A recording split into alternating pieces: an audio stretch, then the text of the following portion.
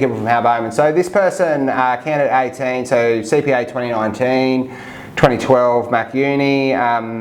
So they're currently working in a 10-partner firm. Prior to that, mat leave. Prior to that, small firm. Prior to that, small firm. Prior to that, small firm. So if this person, if every business they've listed here is a new business, so 1, 2, 3 new businesses, then mat leave, then 10-partner firm, then people are going to be a little bit nervous about this person's longevity in their roles, even though the most recent one they've been for 4 years. So, but if they were a graduate and then they got promoted to an intermediate, so it's only one firm instead of 2 firms to begin with, then I think that does change things slightly. So, but anyway, so somebody at this sort of level, I would expect if they're an assistant manager, they're probably thinking about a few different things. So, do I want to be a partner somewhere?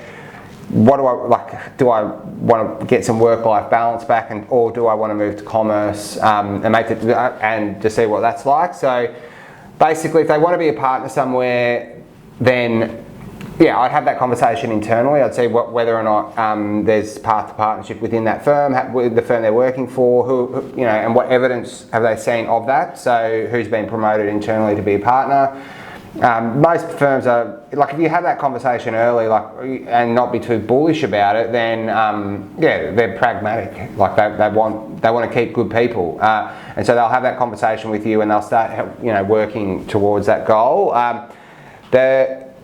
But if they've made the decision that they don't want to be, if they want to be a partner but they don't want to be a partner where they're working, then they might consider moving to a national mid-tier firm. My argument for that is if they do actually want to be a partner somewhere, then it's probably going to be harder to get there in a national mid-tier. So that might not be the best move for them. If they desperately want to be a partner somewhere, then the places that are going to be most interested will be businesses of a similar size, if probably smaller, so closer to your 5-partner accounting firm, or 3 to 5 partner accounting firm. There's probably going to be a few 1, 2 partner accounting firms as well in there. It just really depends on what the person's like as to which business is going to be best for them. But a firm with retiring partners looking to sell fees in the next 3 to 5 years will probably be really interested in this person, and there'll be natural progression to partnership. So that's what I would recommend if they wanted to get a path to partnership. The easiest way to do that would be moving to a firm with partners that are retiring in the next few years, and have that. Make sure that when you enter that business is on the understanding that your goal is to become a partner somewhere.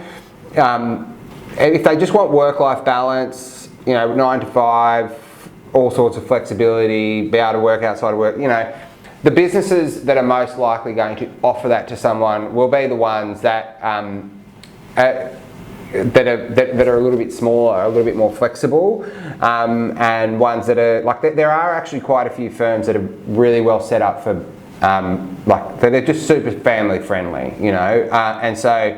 And there are other firms that aren't, and so I would argue strongly that this person should, if they want work-life balance, is to get into maybe a smaller firm close to home that we know offer excellent work-life balance and flexibility, and making sure you're having those conversations early in the process, because and making it really clear what you need in terms of flexibility. But there'll be plenty of options for this person.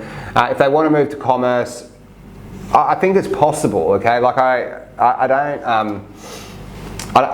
anything's possible. I just think that people, once you sort of get to this level, assistant manager, the type of role that you're going to get will be an like a finance manager role somewhere, and that's in terms of salary alone, that's probably the most likely role.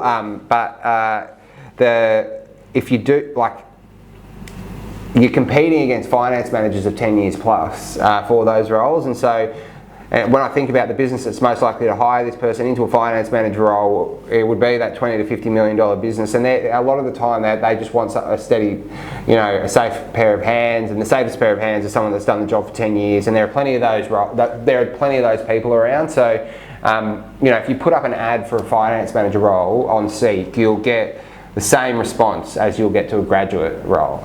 But the difference is, like the finance manager role, there'll be 20, 30, 40, 50, 100 excellent candidates. But you know, once you sort of get to that level, finance manager, financial controller and above kind of thing within commerce, there's heaps of candidates, and so it's just super competitive to get that role. So that's that one in a nutshell. Obviously, everyone's situation is different. It really does depend on what this person wants out of their next job. But I do think overall, excellent candidate, will have heaps of options, and it's just going to come down to what they really want. So hopefully you got something out of that.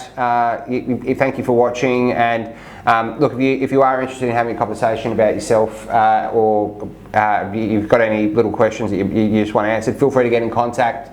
Always happy to speak with people, thanks for watching.